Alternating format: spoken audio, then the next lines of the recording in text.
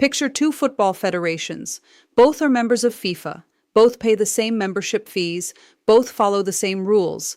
Both send teams to compete in the same competitions, under the same flag of international football unity that FIFA loves to talk about in its press conferences.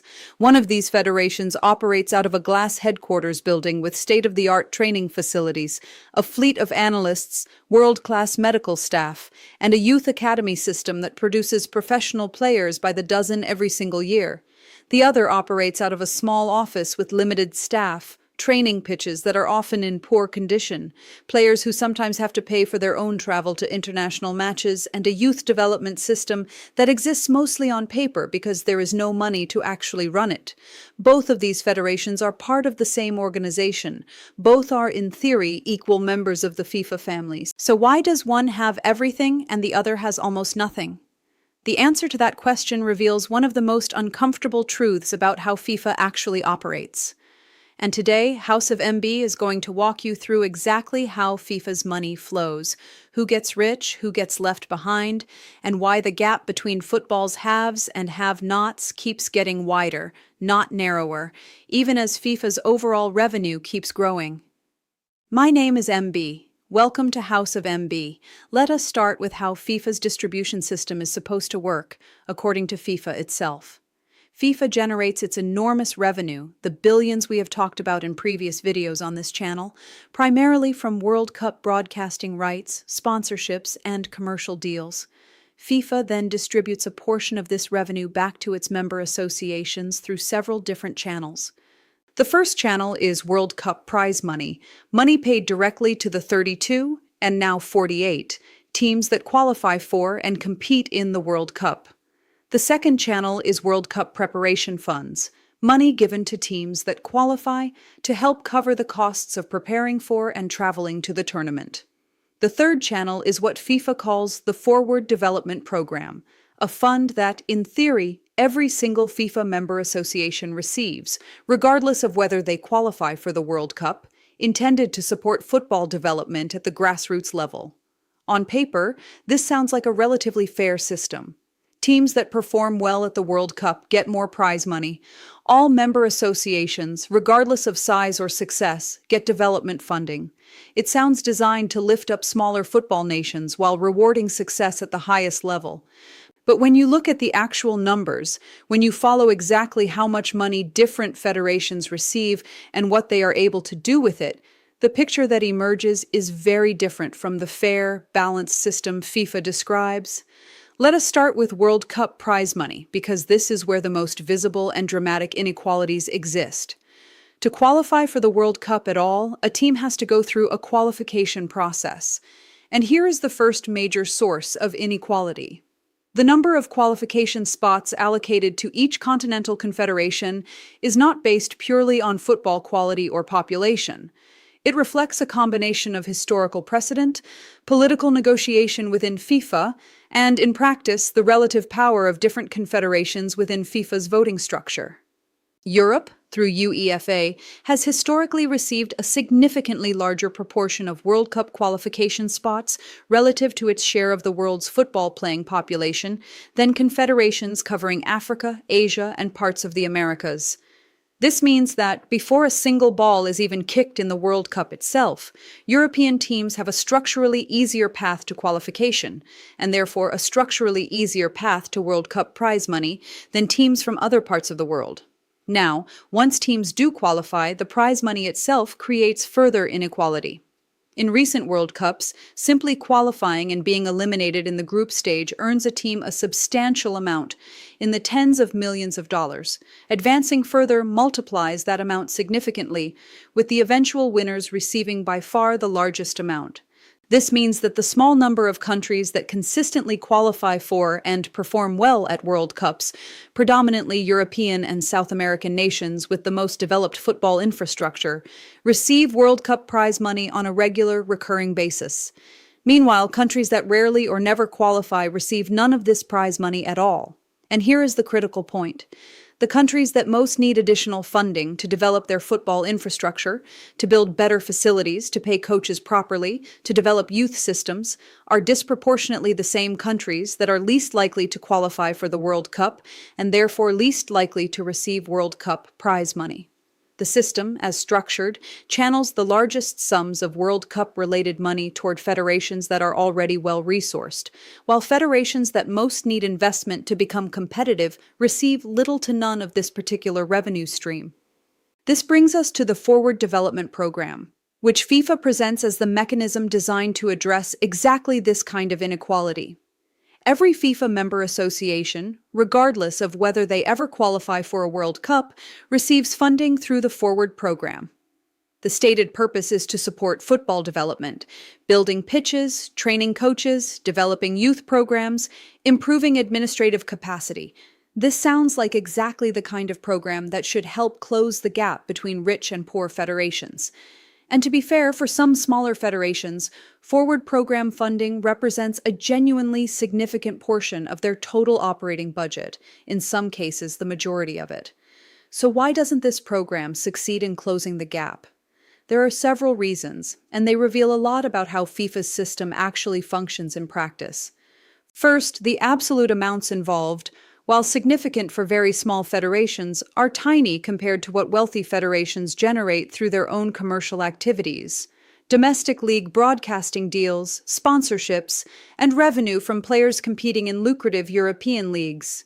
A wealthy European federation might receive Forward program funding that represents a small fraction of its overall budget, while a small developing federation might receive funding that represents the majority of its budget. But in absolute dollar terms, the wealthy federation's total resources still dwarf the smaller federations, even after accounting for Forward program payments. The Forward program does not close the gap. It simply ensures that even the poorest federations have some baseline level of funding, a baseline that remains vastly below what wealthier federations operate with. Second, and this is where things get genuinely concerning, FIFA's oversight over how Forward program funds are actually used by recipient federations has, for much of the program's history, been limited. We have discussed in previous videos on this channel how development funds intended for football infrastructure have, in numerous documented cases across different countries, been misappropriated, diverted, or spent in ways that did not match their stated purpose.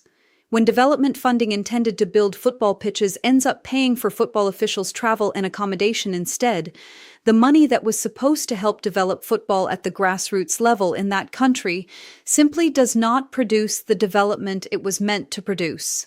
This means that even the relatively modest amount of redistribution that the Forward program represents does not always translate into the on-the-ground improvements that would actually help level the playing field. Third, and perhaps most fundamentally, there is a structural issue with how football development actually works that no amount of FIFA funding alone can fix. Football development is not just about money for facilities, though that matters enormously. It is also about coaching expertise, sports science knowledge, administrative capacity, domestic league quality, and the broader sporting ecosystem within a country. Wealthy football nations did not become wealthy football nations overnight, and they did not become wealthy primarily because of FIFA funding. They built strong domestic leagues over decades, which generated their own broadcasting revenue, which attracted investment, which funded better facilities and coaching, which produced better players, which made the leagues more valuable, which generated more revenue.